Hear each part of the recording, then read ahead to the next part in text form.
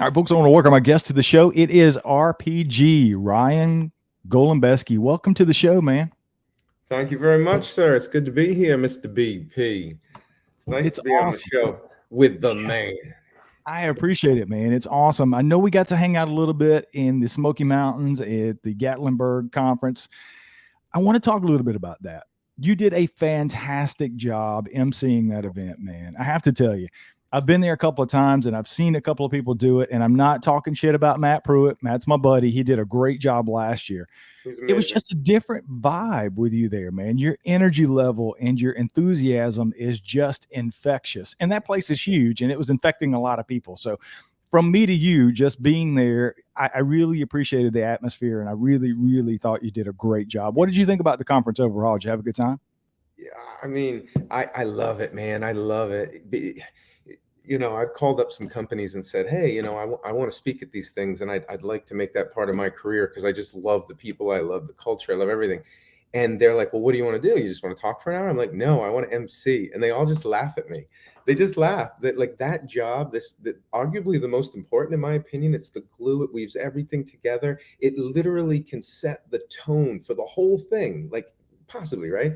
And nobody really bats an eye at it. So now you got this hoo-ha who's like super passionate, super. I really just want to stand on stage and tell everyone how amazing they are and that like you're all right, you know what I mean, and just really pump them up. But you got to hold it back, Ryan, hold it back. So I don't know, any chance to infuse that kind of enthusiasm and love and just passion, for it. Because let's make no mistake, amazing conference. They all are really the speakers, everything. But what are you really experiencing at the end of the day? You're going to lectures, all day lectures. We're animals, man. We're squatches. We're meant to run and play. We're not meant to sit that long. So I don't know. I hope like, and I'm glad. Thank you. You really made my day, man. That's amazing because I really try to make it pump it up. I take a lot of slack for it. It's like, is that the look you want for squash? And my thing is I just want people to really have a great time. I don't care. I don't care what they think. Just if they went and they went, I felt good being there. Well, we rocked it, and I felt like we did. And there's some speeches I hadn't heard. You want to talk Expedition Bigfoot? I got a chance to finally meet Ronnie and kind of put that part of my life like away officially. That was monumental for me. Like I'm all good with it and everything that happened now, but that stung when that first happened. I mean, and stung. Uh, Put me in a real funk. But he's amazing. He's me. He's just another I mean, that's why he was chosen. His kids were amazing. I was like looking at my own children and I'm just like, dude, if you just love and like lift everyone else up and want everyone to succeed, life just like, I don't know. It's beautiful. It's beautiful if you can do that. But anyway, I won't get too hippy dippy on you. But yeah, it was really nice meeting him, and obviously listen to Maria talk, Russ's speech. Russ comes in with like a 300-pound backpack on. It's it's cool, and for people that haven't gotten a chance to go, Gatlinburg is amazing, like little mini Vegas in the woods. By day, it's beautiful. Buildings going up to just endless woods over the top, and then at night, you're an Avatar, and it's just all neon everywhere. Um, Anyway, I won't ramble too much. I get all into it, and I can just. Yeah, it was a great, great conference, man. And that was the first time I'd been there as a vendor. And I got to meet so many thousands of people that came through that listened to the show and tons of people that didn't know about the show, Yeah. that I got to meet for the first time and sort of introduce myself to and introduce the show to. And I met some really cool people. I got to hang out with Russell Accord, just really, really good, down to earth people. So, and I say it all the time, if you ever get a chance to go to a conference like that, if you're into this kind of thing at all, and most people who are listening are, I Yeah. highly suggest you do it because it's something that you'll never forget, really, honestly. So, enough about that. Let's talk about some other things. I want to get into, for those of people, there are people out there who may not know who RPG is. So, let's go back a ways and sort of introduce yourself to people and tell them how you got into this Bigfoot thing. Well, I was a weird kid, always a weird kid, military brat. So when you're a military brat and you come into the school, there's, like the weird kids and the goth kids and the smelly kids, and then there's the new kid. So I spent a lot of time alone, at least within the first so many months of every time we moved. And I just got into weird things. I would just break into haunted houses or people say is haunted, and I would push myself to see how far I could go in it. You see a scary movie about aliens, so then while I was babysitting, I would run out into the middle of the field and yell, "If you're real, come and take me." and then I would run like hell back to the house, like scared to death. I saw Poltergeist, scared the crap out of me.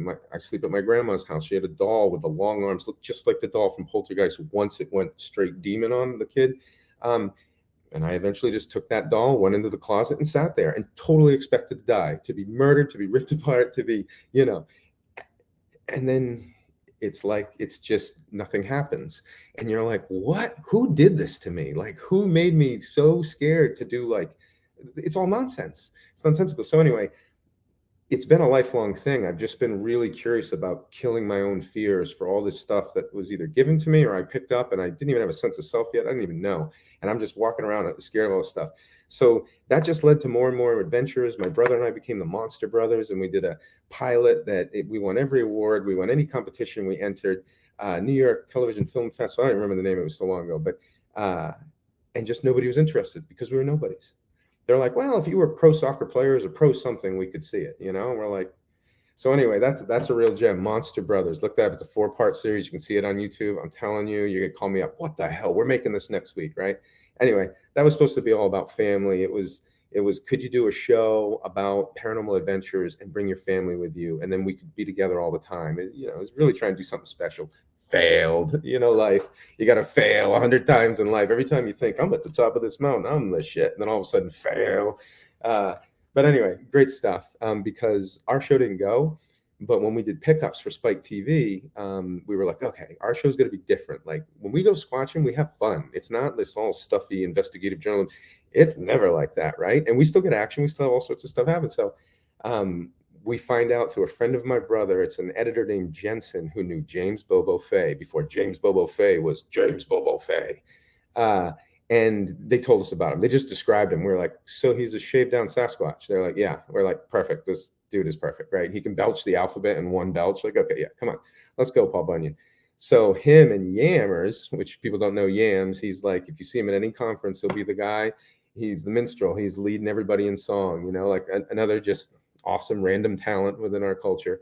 But they came out to Mount Pinos in just north of Los Angeles. And we proceeded to film and party kind of harder than we had ever done. Like it's not something that normally happens, but we were just with the Bobes and it just stumbled into this chaos. So anyway, long story short, we got it all done though. We got it done, we cut it, it was great. So somehow we managed to like party like we shouldn't, but get the job done. And man, when you go out with people and you do something and you party, you bonded for life. He's like, I've never worked with people that are that crazy and still can get the job done. You're my friend. I bestow friendship upon you. I am Bobes. You're like, thanks, Bobes. Great. And then so we had a connection, and this, hopefully this energy that you felt the thing, he felt that, and doing TV is really hard. It's hard, man. It's long hours. People, you just see the finished product that's all snipped and beautiful. Oh my God, right? And imagine just traveling, which is difficult anyway. People just see the romance in it, but it is difficult with all bunch of big personalities, and everybody gets a period. I don't care what you say, man, women, we all get them. And when you're on the road and you're tired and you're worn down and you don't think you're getting paid enough and you're pissed about dude, it comes out. And so it's a grind. And he just goes, RPG, we need you. I need you on the road. I need some positivity out here just to keep it light. And that's really how I got in. I literally got in by being nice, you know what I mean, and fun. And the irony is I had sold a show to MTV called Exiled. You want to see a show that really should have made a difference, should still be on, without going too far down this. I know we're here for Bigfoot, but there's no such thing as bad children in this world. There's just bad parenting, both American and that. And we took these kids and had them live with indigenous teens to reboot them, basically. And it took less than 24 hours to have these teenagers turn their lives around and want to go to school, want to be a part of their culture. Anyway, amazing. So I sold that. EP creator, the man. I'm going back to Hollywood, man. People are going to buy all my shit. Nobody cared. They actually, if anything, it was, you didn't work your way up. No.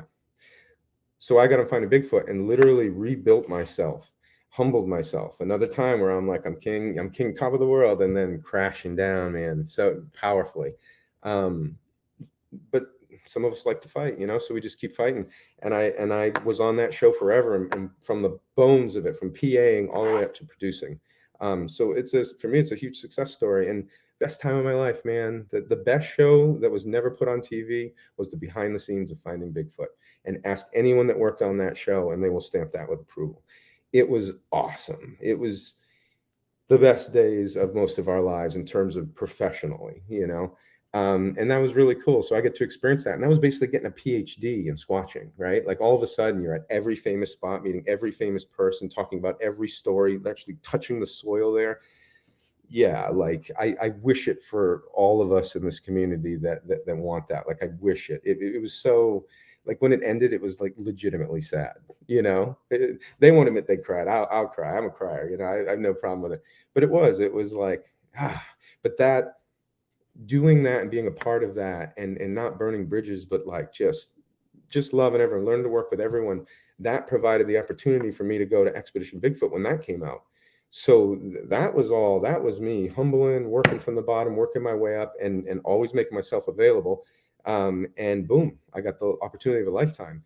And the irony with that is, I literally like I had just gotten back. So I was an international producer by trade um, before I became a dad of three. But uh, right before that happened, and I got on the show, I was literally in the Guiana Highlands looking for the lost city of gold for a month, like working at elevation up on this mountain. You guys want to look up something crazy right now? Are you listening?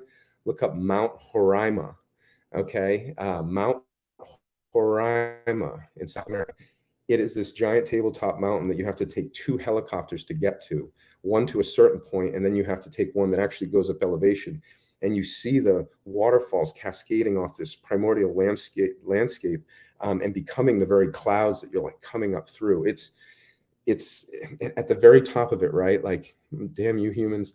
There used to be a literal crystal valley that ran for, I don't know, a mile maybe, but it was like as a quarter to a half mile wide and just long. So imagine like hiking that, getting up to the top, and at noon when the sun hits it, it it's like you're looking inside of, I don't know, all the riches in the world. Like you could think that could be a lost city of gold. Anyway, not to go crazy in that story, amazing place. But I was just doing all these awesome things, and then I get on the show, and for the first time in my life, my body shuts down.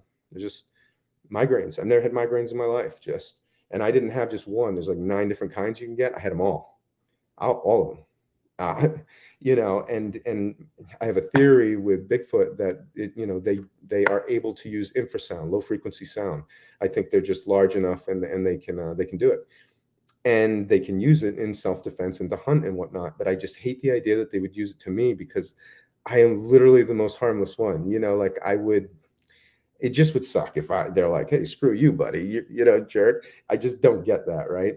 I'm more inclined to believe that it was this amazing adventure, and you get back from a big adventure like that, and when you do these things, you're amped, right? So your body's like real strong, and then when you get home, you relax. You can finally like chill, and I think a lot of us get sick in that time. So I just think that's what happened because I transitioned too quickly. Plus the stress of it, dehydration. I mean, you could probably I probably had a cocktail of things going on, but no doctor could tell me what was wrong with me, and then gone, gone.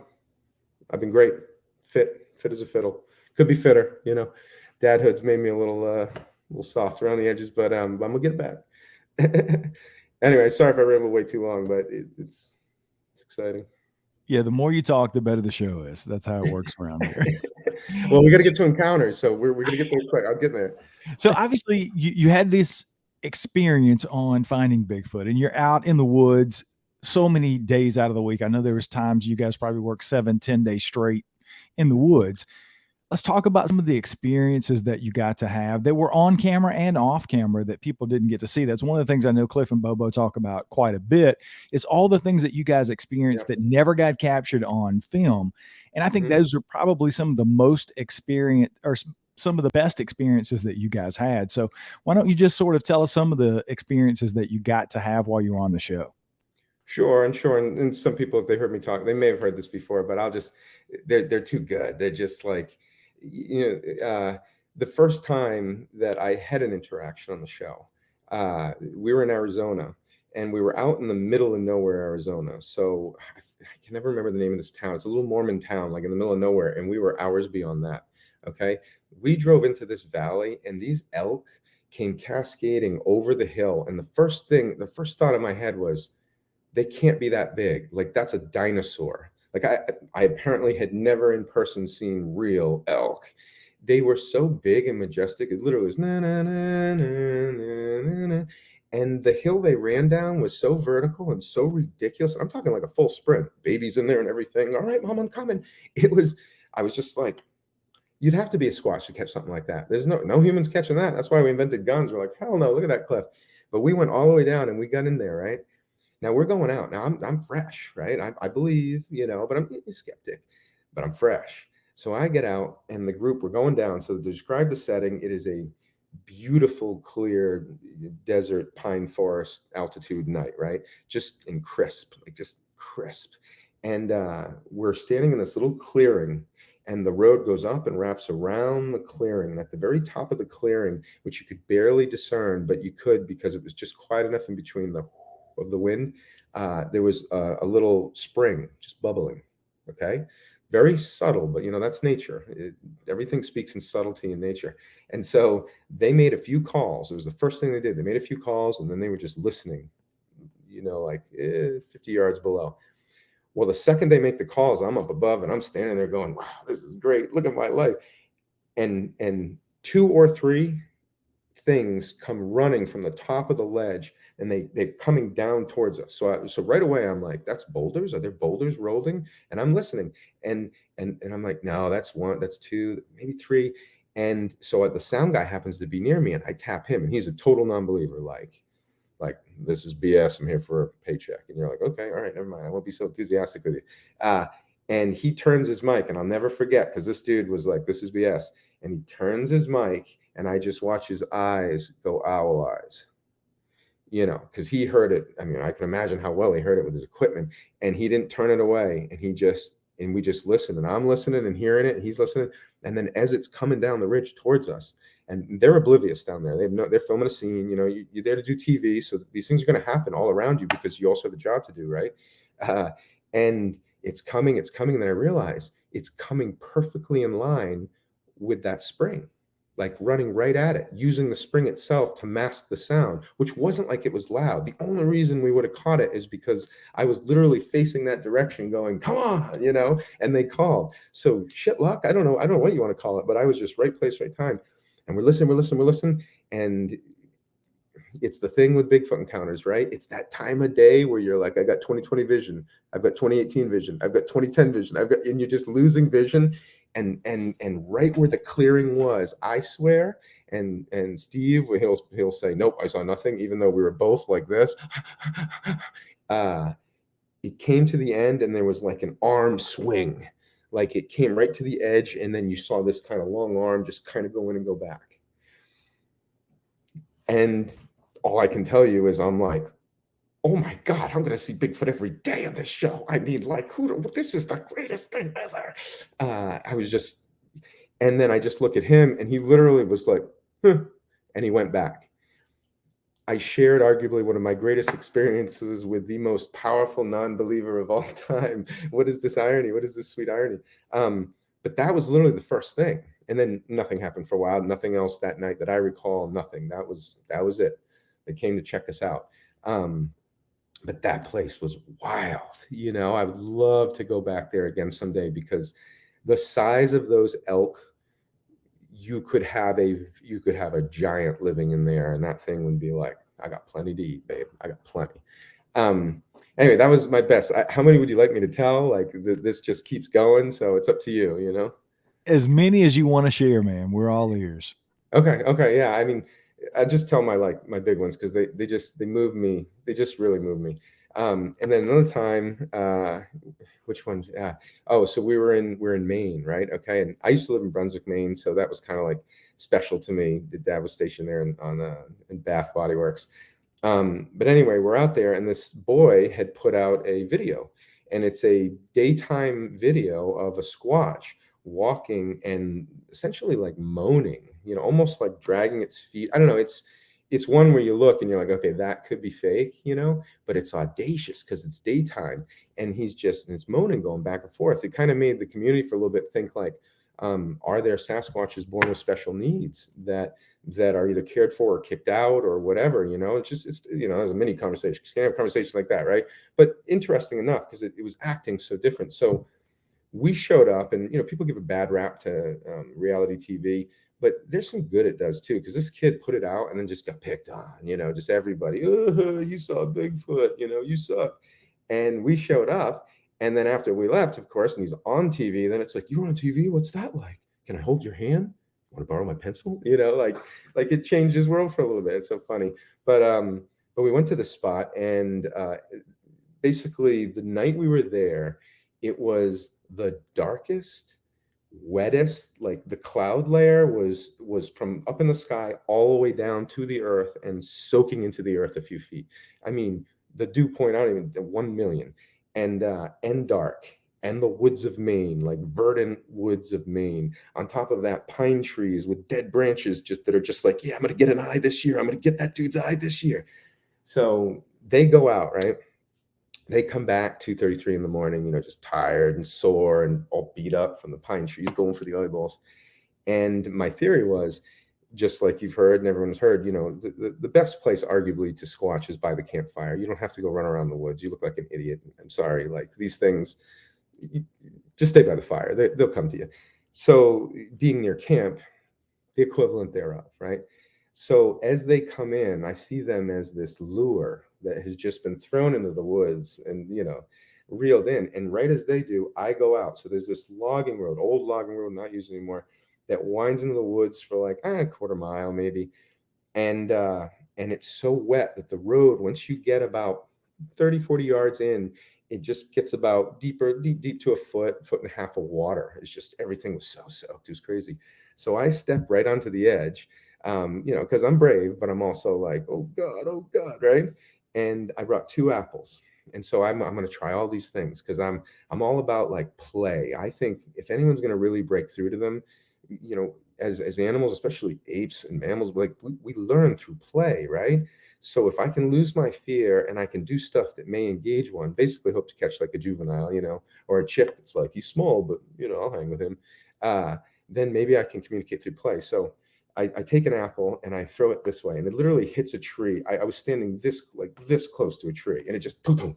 And in my head, I'm like, dude, this squatch thinks I'm an idiot. This squatch, and it just laughing, right? And then I take the other one and I kind of orientate myself, and I see like the road. I mean, literally, this is like visibility. It was insane. And I chuck it, right? So I chuck it, goes flying, and it hits the water and goes kapoosh.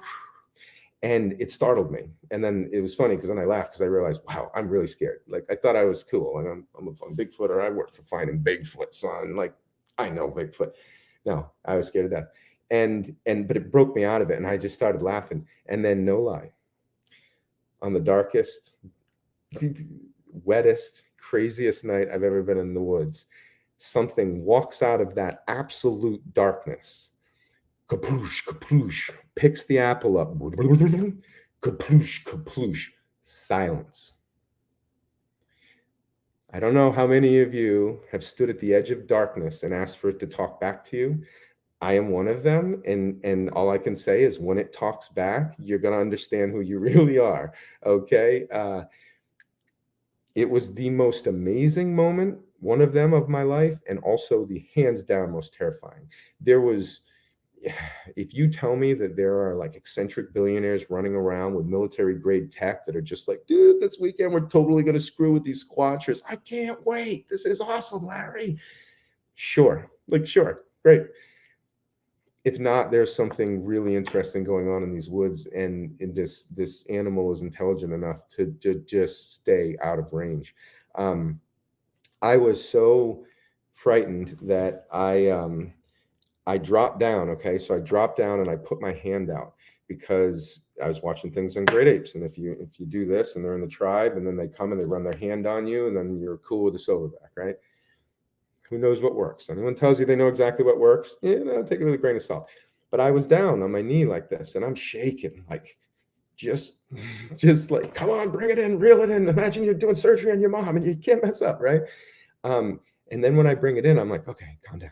What else can I do? What else can I do? Like, what do you do? I wasn't gonna walk toward it, right?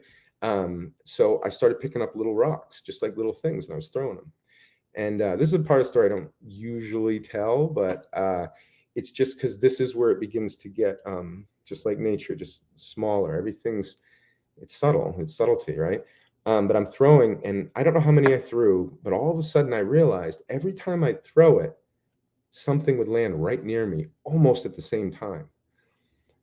And then I did another one, and then when I really got it, I must have lit up, and if it could see me in the dark, then it knew that I was onto it all of a sudden, and then it stopped. So what's that? To me, that's play. That's literal play. That's effing with this dude who I'm very curious about, because what is his deal? But I'm not going to give away too much. And then I also could have swore that I heard, as I was like figuring things out, this light like and I don't know if I wanted it to sound like anticipation, like, or almost laughter, like almost like, I don't know. It sounded like curiosity to me, but once again, real subtle. Did I hear it? Did I not? A lot of time has gone by now. But I will never forget that thing stepping out and stepping into that water and stepping back in, and me just frozen before the darkest wall I've ever been, and nobody's near me, like nobody's near me, and I realize it could be right here and I wouldn't know. Yeah, yeah. Exhilarating. Okay. My nipples were hard for 2 weeks. It was unbelievable. But then I'll give you one more. It's my favorite one. This is my biggest one. This was a shared experience. Okay. So we were up in Washington State filming there. Beautiful, right? Unbelievable. We were actually off a road called Chicken Coop Road. And when you go up the road, they were clearing out plot spaces to put in homes, condos, whatever. But I'd never been to that part of America. It was really, really awesome to see. And you go up, and now we were supposed to go meet Bobes. He's like, "Yeah, I'm gonna hang with this rock star, and he's got a house up in the mountains, and you be there at 7:25. Don't be late." Like, and you're like, "Yeah, yeah, yeah, okay." And of course, you drive out. It's an hour and a half away. So it's like a half hour and a half away. You get there. Yeah, there's reception. There's no reception. So now we're lost on a mountain in the middle of nowhere. Just laughing that once again we fell for a Bobes. Like we just called it a Bobes because he meant well, and if we would have got there, it would have been the best time of our life. But guess what? We didn't. So we decide, the hell with it. We're gonna let's just go to the top of this hill, right? And for everyone that's really like interested in having like a genuine experience and finding out how much of a chicken shit they really are, uh, all those years of working on finding Bigfoot, we went to a lot of Native American reservations, and they kept saying the same thing over and over again, which was set your intention, leave an offering, and hold the space. And that's it. It was nothing too complicated. And we just come from a different world. People come to us for wisdom, right? So when I first started, it was more the howling, the yelling, the knocking, the just getting attention. But I'll tell you, the second I started listening to that, and the night before, like I'd have a map and I just focus on where I'm going, and it's all about respect. It's like, you're gonna go in the woods with a bunch of bears. What are you gonna do? You're gonna make sure the bears know you're there. You're gonna wear bells. You're gonna be smart. You're in a room with woods with big cats. Wear some googly eyes in the back of your head, like respect. Like, dude, that's their home. And and I'm sorry, I totally digress there. I remember the story from a Marine where this Navy SEAL said, "I'm gonna kill this mountain lion that's eating my chickens." And he went out into the woods and he tracked it for hours and hours out in the woods by him. This is the most badass, American you can get. He realized the thing had not only was on him, but it was on him when he got about 15 yards into the woods, and it could have killed him probably any time. And I just remember that story thinking, whoa, whoa, like whoa, what do you do? Anyway, I'm sorry. Where was I rambling up to? Oh, so we get up to the top of this hill, right? And we set our intention, like the Native Americans say. We tell them we're coming, and we show them respect. I say, I'm going to be here, and if you don't want to be there, just know that I'm coming. So I'm so sorry if I'm ruining anything, but if you're there and you want to say hi, do it. That simple, people. Don't overthink it. So we do that, and I get him to join me. Okay, I just get him to do it, and he's laughing a little, like okay, okay, okay. But he tried, and we get up in there and we pull in. We go down this like covered roadway, and I just remember you driving through it, had like little flowers and stuff on. It was beautiful. It was beautiful. It's where I was like, oh, it's where you take a date. You come up here and you practice. Hey, would you like to practice some necking? And we pull up, and no lie, we get there, and they cut the trees to sell this, but you could see all the way down to the water, and then Canada beyond that, and boats. and eagles flying. It was the only way to describe the raw splendor and wonderfulness of this spot was like, this is where you take the person you love, you get down on your knee and you ask them to love you forever. It was that beautiful. I was just like, and I'm here with my buddy Mike. I'm like, dude. And so he gets right out of the car and goes right out and starts pissing right in front of the view, just like, wow. I'm like, dude, you ruined the view. What are you doing? What are you doing? So we're laughing. I get out and I just start walking back down the road the way we came. And just in a, even though we got screwed over and we're in the middle of nowhere, we're lost. That's really where the best adventures happen. And were we not meant to be there? Because I think we were. Because I start walking down and I do a couple of whoop whoop, just like little playful whoops, and no lie, once again out of left field, within the bushes, maybe 20, 30 feet, but it was so dense and verdant and thick, you couldn't see in, and something starts to stand up. And at first it's just standing up and I'm like, whoa, I'm like, oh God, there's got to be like a moose in there or something. But then you're looking and they're like, with the antlers, you could be in there. And I'm like, oh God, what is it? Deer? No, deer antlers. I'm like, is it a bear? I'm like, but why is it rising up on its hind legs? Am I going to see it? And the branches are going like this. And I'm just like waiting. And then all of a sudden, this thing is standing up longer than I've ever heard anything stand up ever. And this is a moment that can't be faked. This is a moment where all of a sudden, as this thing's rising, I'm squatting. I'm literally squatting down and I'm thinking, this is my mantra. This is whipping through my head like Usain Bolt. Just shit, piss, run, shit, piss, run, shit, piss, run. Literally just like basic survival. And what I had, which it would come to find out, was primal fear. I've been around bear. I got tracked by a cat in South Carolina. Didn't even know it. I thought it was a squatch. I almost walked in to touch it. Thank God I didn't. I ran down the trail. I saw the tail and I was like, oh, I almost died. Whatever this was, without even seeing it, with only hearing it stand, and possibly the addition of infrasound, because I still haven't tested it on me. Like, hit me with infrasound. Let me tell me what it feels like. This thing scared the bejesus out of me, like literally frozen, squatted. It compacted me into a little nugget, and I was just like, no.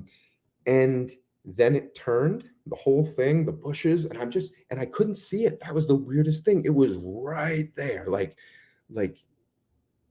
I should have seen it, right?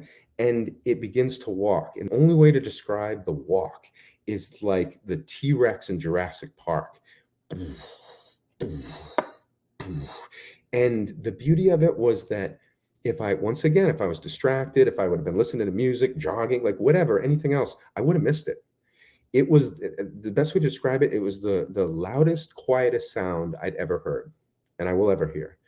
But it like boof, threw me, boof. And I don't remember how many steps, but then all of a sudden I was like I was a Ryan in the box or a Jag in the box, and I shot up and I was free from the primal fear, from the freeze, and I was like. And at the same time, Mike's running down. He's running down the street at me, pissed his pants. He's like, "You mother babe, you didn't tell me they were real. They're real. What the?"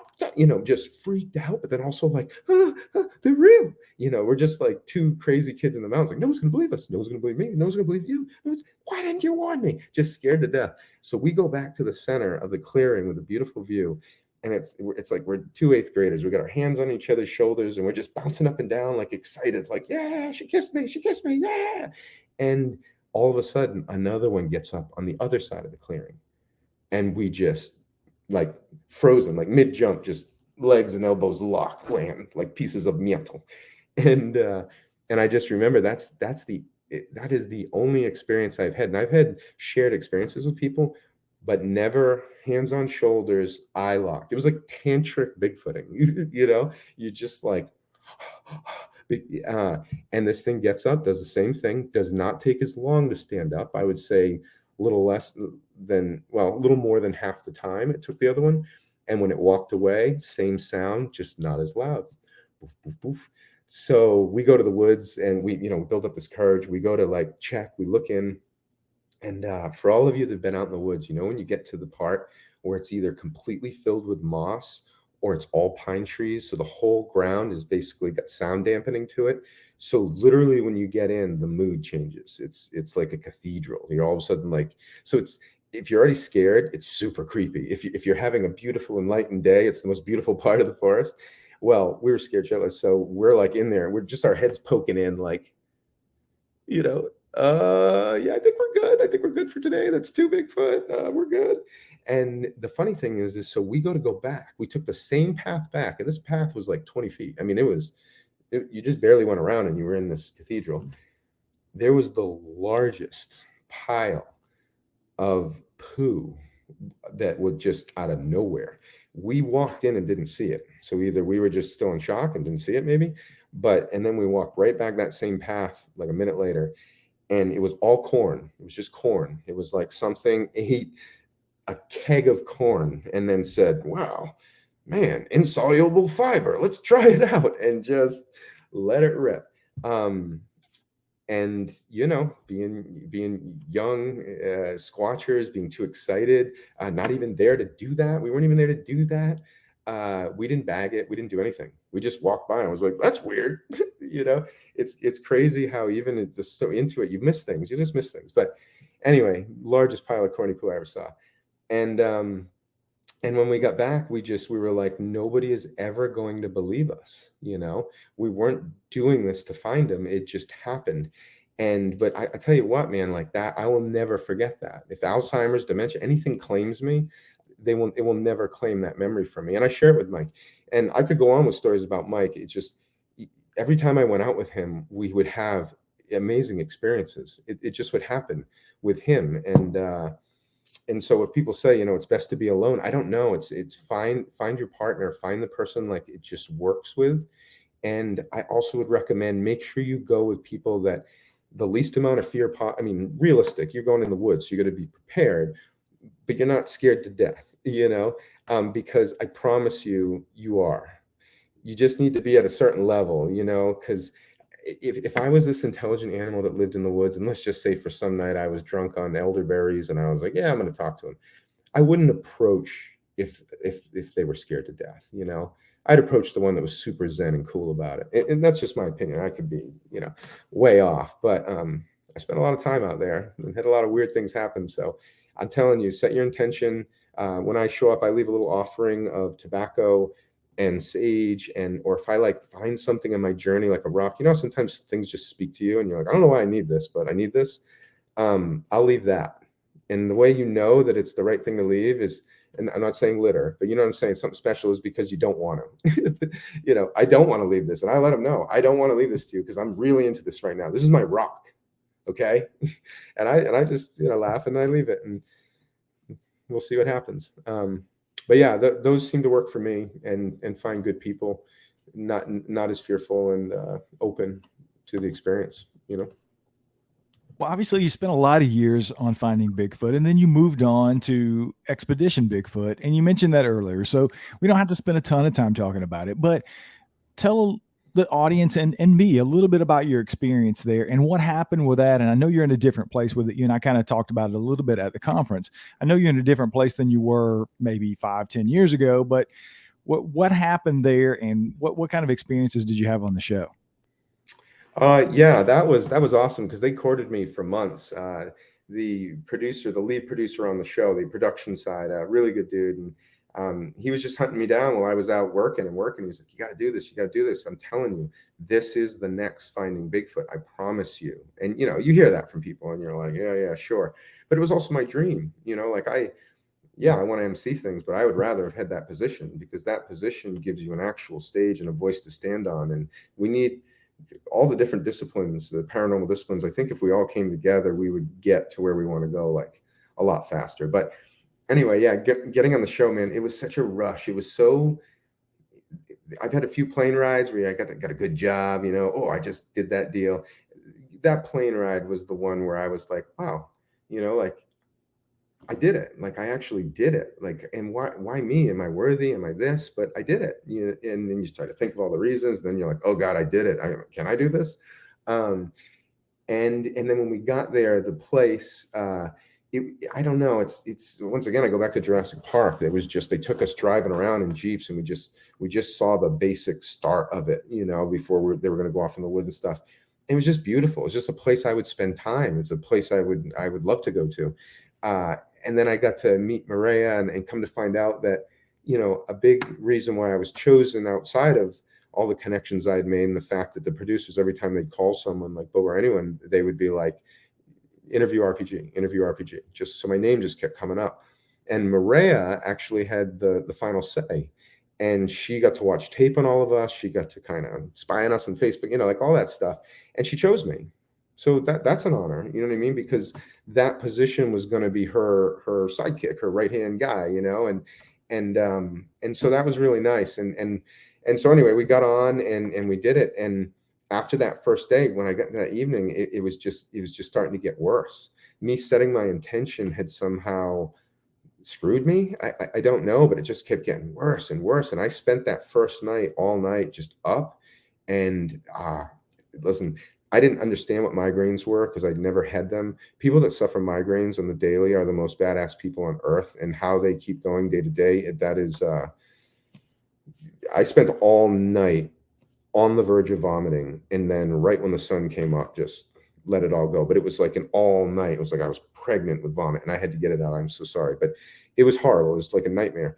And then I had to go into the doctors, and I had to get rehydrated, to get taken care of. I just, for someone like, I'm a physical person, I take care of myself. Your body is your temple. It's the starting point. Like, you should worship and try to keep it healthy so that you can go on adventures and do things. And I lost control of it at the point where I needed it most. And it was just devastating, but I couldn't do it, dude. I was moaning. I was like, it was like the house was haunted that I was in. Oh, who is that? No, it's just Ryan. He was chill. And, but anyway, they rehydrated me, brought me back. I went for a run that next morning. I just felt a lot better, and, but it was too late. They snipped it.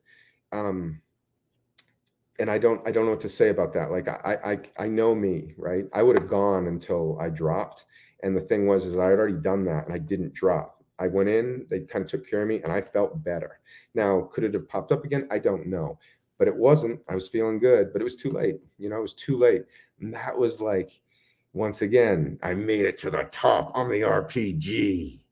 Oh God. And then I die. I die on national television in front of my family, in front of everyone. And I told everyone because I was ecstatic. This is one of the happiest moments of my life. And yeah, gone. And gone quick, like on a plane, part of there the next day, and then already gone. Like, bye, see ya. So I got my own thoughts about corporate America, and big biz, but it is what it is. And the amazing thing is that, humbled again beautifully, and it's led me to a new adventure where I get to be more of me without going too much into TV. They have stereotypes that they want that people adhere to, and it's safe. I'm a goofball. I don't want to just be serious investigator RPG. It's just not who I am. And so I think maybe ultimately it happened for a greater purpose, because Ronnie's wonderful, and I'm glad that he has it and all that. And RPG ain't dead yet. That thing's gonna go on for like 10 years. You watch. It's gonna go just like Finding Bigfoot. And you tell me I'm not gonna get on that show again at some point for some reason, dude. I love all those guys, and I work my ass off. Like, in some capacity, I probably will be back. And in the meantime, I'm gonna do my own adventures with my friends, and I get to be more authentic, I would say, and absolutely crazier, which is fun. I like adult rites of passage. I think they're really important, and people should seek them out, and make you feel alive and give you some purpose, a little bit. Well, let's talk about what you're currently involved in. Outcast Paranormal, Stacy Brown Jr. I had him on the show. Excellent guy, super good dude. So let's talk about some of the projects that you guys have going on. I know you guys just released a new film. Let's talk a little bit about the projects that you have been working on, and what have you just released that's out there now for everybody to take a look at? Yeah, of course.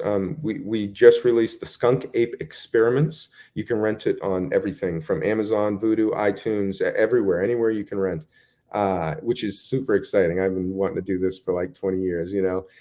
So it's issue. We're calling it issue 1. It's part 1, and what it is within our space for Bigfoot docs and paranormal docs, there's a lot of good. Well, there's mostly a lot of crap, but then there's just really good ones, higher caliber ones like the Seth Breedloves, and they're wonderful. And we just realized we're not trying to compete. We don't want to come in and do more of the same. So how do we mix it up? Like, how do we stand out in a crowd that's already doing it great?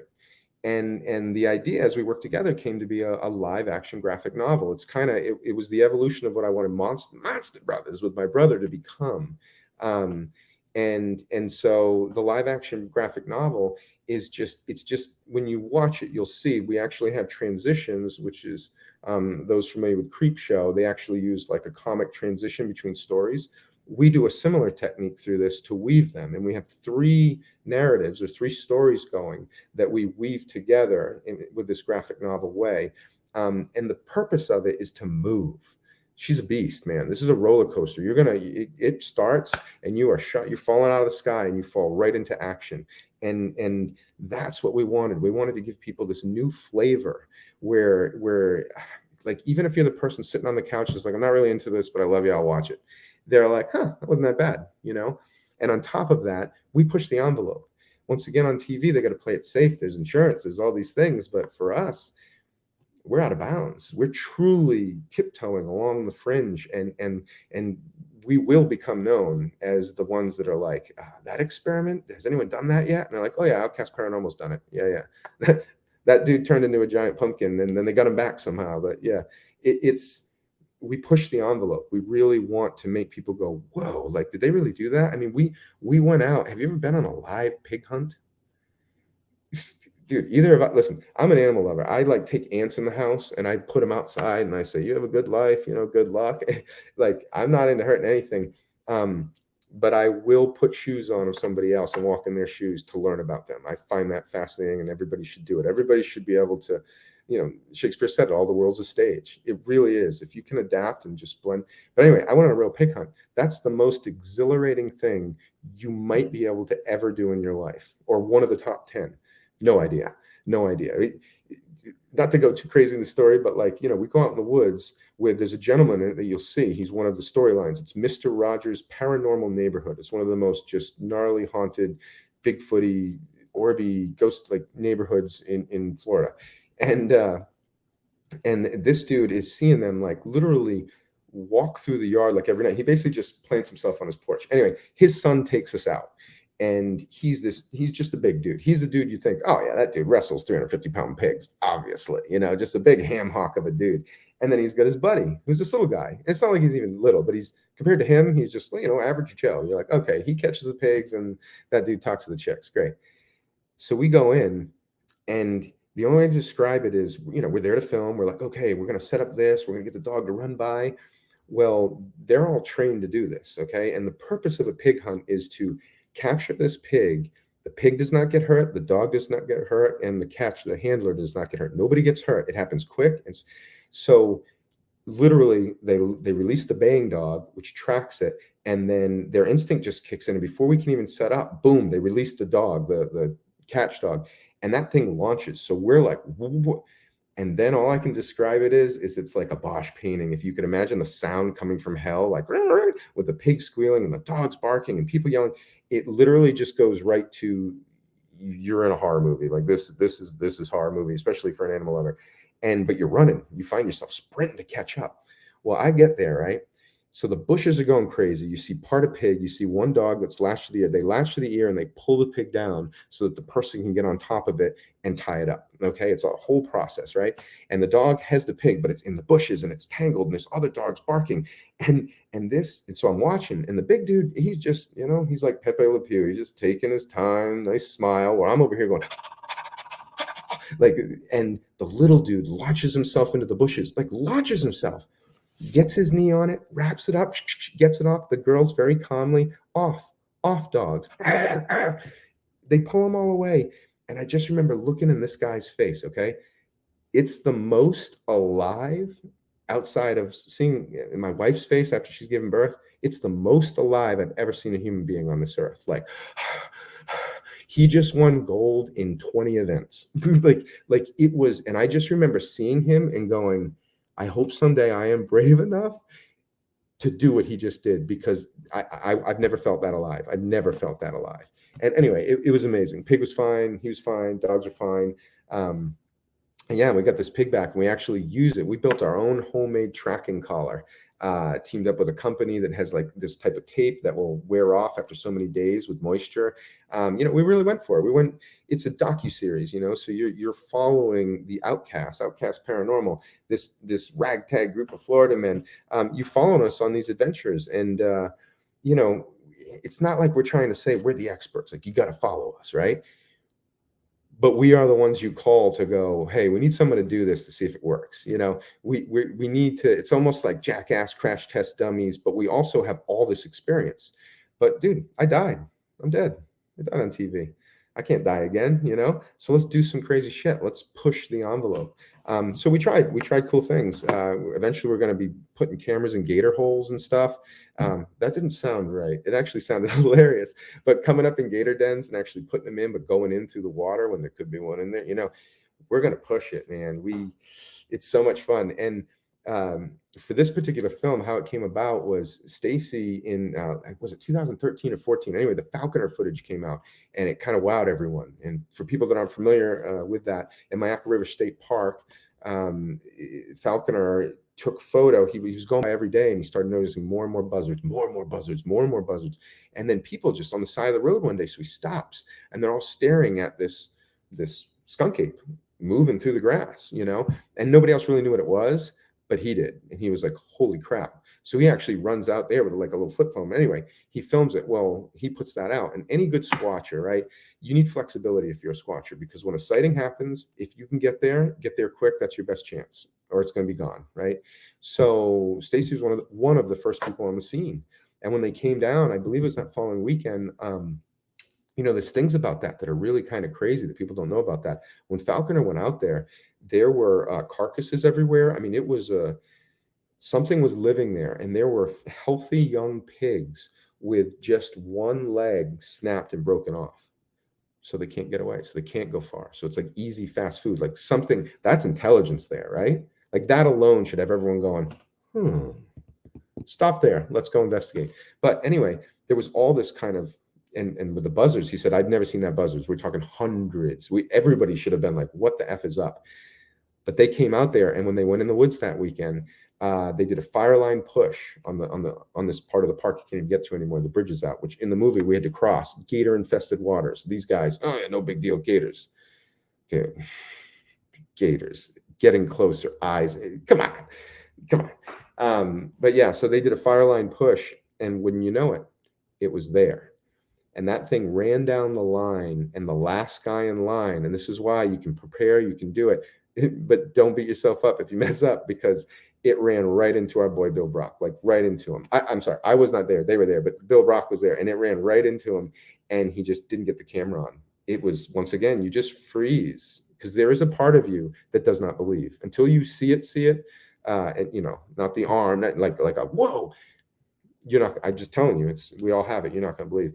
And he just froze and it ran by. So us going back to the skunk ape experiments, that was kind of the impetus for it, to come back, revisit that area and do it again. But this time be prepared. This time give Bill Brock a chance to turn the camera on. So you'll love that, just because that's that part of the film. It's dangerous. You're in the woods at night. There's pigs, there's snakes, there's literally pits of alligators, just alligator orgies. You shouldn't be in there. Like, what are we doing in there? We're looking for a skunk ape, sure. So that one's exciting. And then with Mr. Rogers' Paranormal Neighborhood, that, like I said, that place is just high action. It's got all the high strangeness. Every neighbor is having interactions. You just go down the street. So what's that all about? No big deal. And then we also go to the Crowley Nature Preserve, and we go into the Tatum House, which has a rich history of everything from Bigfoot to UFOs. We went there on Finding Bigfoot, and they had action all over that place as well, something moving around there. And yeah, that place, oh my God. We did an experiment with this experimental tech. It's just called an atomic flashlight. And the entire house, and they've had groups of people in there. It's an old house, so you don't want to have too many people in there, but they've had large groups of people in there. And us Americans, when it's a large group, it's a large group. And the house never swayed. Nothing ever went wrong. We set this machine off. We just tested it. And here's another thing about filmmaking, right? So you're there to film, and you got to film. And it's almost like when you go, you should have one person. It's like, okay, you guys all focus on filming. I'm just going to pay attention to why we're here. because all the animals, okay, the cows that were fields away somehow got through two locked gates. And this is coming from the owner's mouth, not our mouth. The owner's going, how the hell did they get through those gates? I swear I locked those gates. Push through them to come and circle the house. They did it so many times that they made us all stand inside because they were afraid we'd get stampeded. And all we're thinking, because we're literally have to set this entire house to shoot for the evening, is, man, this is just cutting down our time. We're losing time. You know, it's hard to make the art and be their genuine experience. That blending is you know, when you lock that in, you rocked it. But anyway, and then on top of that, the goats broke out of their pen and were trying to come up the stairs into the house, and they actually huddled under the house, under the spot where the machine was running. Once again, nature. I mean, I wouldn't even call that subtle, but subtle, you know, like, think about it. We weren't even paying attention to it. We were more annoyed by it. But we make reference to that in the film. Like, we got one shot of one goat coming up with all of that. I mean, it literally would have looked like a stampede, and we were just busy.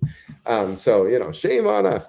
But yeah, we ran that machine, and weird things, man, weird things. And we pushed the envelope. I don't know how radical I can talk here, but let's just say that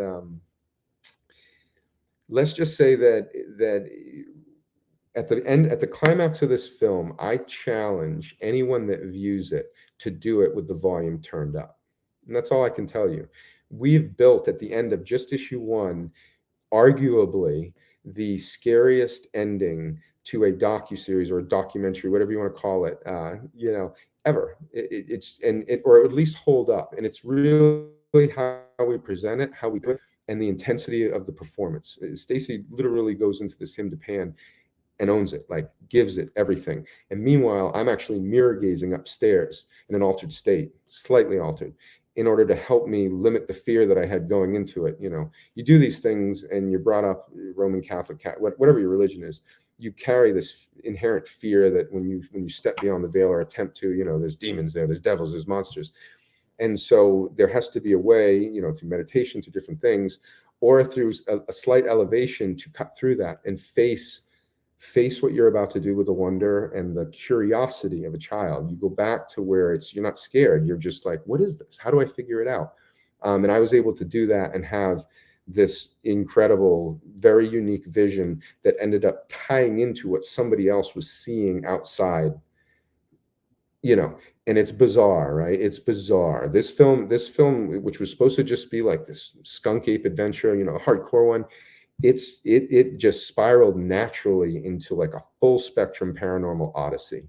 And that's what's really incredible about it. And and yeah, we're psyched to share it with people, because you should watch it and you should just be like, wow, somebody made a live action graphic novel and they moved me emotionally in all these different ways. And by the time I got to the end, I was actually thinking, should I even be watching this? Is it like dangerous to watch this film? And I don't know, we're excited to present that. And hopefully people will really enjoy this new flavor, because there's so many good investigative journalistic approaches to it. But isn't it time to have something a little racy, a little edgy, a little new, a little dangerous, you know? So, Yeah, I love it, man. And I've talked about it on the show before. You know, I've given Finding Bigfoot and even Expedition Bigfoot, I think it's done a huge service, don't get me wrong, to just bringing Bigfoot into people's homes and into the nomenclature and putting it out in the zeitgeist so that it's more commonplace for people to be able to talk to it. There's tons of people that listen to this show and other podcasts about Bigfoot that don't necessarily believe, but there's that little bit of open-mindedness that's been implanted by it just being sort of brought into their homes by so many different shows now. yeah. But I think it also did a lot as far as a disservice when it comes to going out and actually doing investigations and things like that. Mm-hmm. People sort of model their investigations after what they saw on television. And I'm with you. I think sitting around the campfire being natural is the way to go. But I enjoy the way that you guys are approaching what you're doing in the docuseries and the documentaries. And I haven't seen this yet. I can't wait to watch it. I'm probably going to watch it tomorrow. So, and Seth Breedlove, I'm interviewing Seth on Thursday. It's Tuesday as you and I are talking now. I'm gonna interview him on Thursday. So I'm sure we'll get into it. I'm sure we'll talk about y'all's film a little bit as well. But I think it's a really interesting way to approach it, and I think it is a new and fresh way to do it. And I highly encourage everybody to definitely go and take a look and check out Outkast Paranormal on YouTube. I'll link to everything in the show notes for you guys to go over and check them out for sure. Thank you, kind sir. That was an unnatural pause because I was looking at my notes to see what I was going to talk about next. But I think that's it. I'm a really good editor. It'll be like this conversation never happened. So RPG, thanks for coming on the show, man. Skunk Ape Experiments. You guys go check it out. The links are in the show notes. I can't thank you enough, RPG, for coming and hanging out, man. I've had a blast talking to you, and it's been an honor and a pleasure to have you on the show, man. Yeah, that Bigfoot conference was amazing, and there's a few moments that I remember the most, and one of them was actually meeting you, giving you a big hug, and that led to this moment. So thank you very much, man. You're big time. You're humble, but you're big time. So thank you. I appreciate it very much, man. Mm-hmm. All right, that was awesome. You are going to be this Friday show because I'm actually going out of town. I'm gonna get this edited in the next couple of days, and then I'm going to Charlotte for a concert on Friday. But this will be Friday show, so I sent Stacy the links and everything the last time and I'll obviously send it to you as well. Please, so post it wherever you want, and I'll obviously do the same on my end. I don't post a lot in social media outside of my own groups and stuff like that. I used to post in a lot of groups, but it kind of does its own thing now. Thank God. I don't have to do as much. Yeah, man. No, absolutely. I'm psyched. The second you send it, I'll spread the love. Thank you so much. Yeah. Will you do me a favor? Would you mind I want to do an open for the show. I'll take Survivor Man Les Stroud off of this episode, and I want it to be you saying, "Hey, this is RPG. You're listening to Brian on Sasquatch Odyssey." Sure. Anytime. Yep. Hey, this is RPG, and you're listening to Brian on Sasquatch Odyssey. Oh, that was good. Was it too? I can ham it up. I can do as much. No, that was perfect. Okay.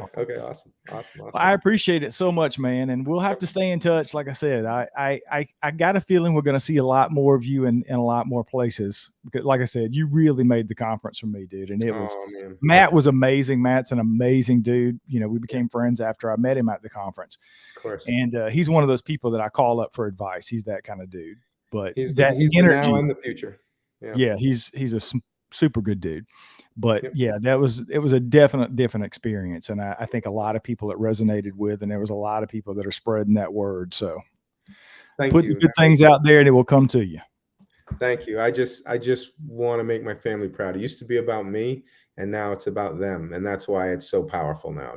But thank you, sir. Thank you very much. Absolutely. Well, you have a good rest of your night, man, and we'll stay in touch. Yeah, I gotta go chase my dogs down. Have a good one. Cheers.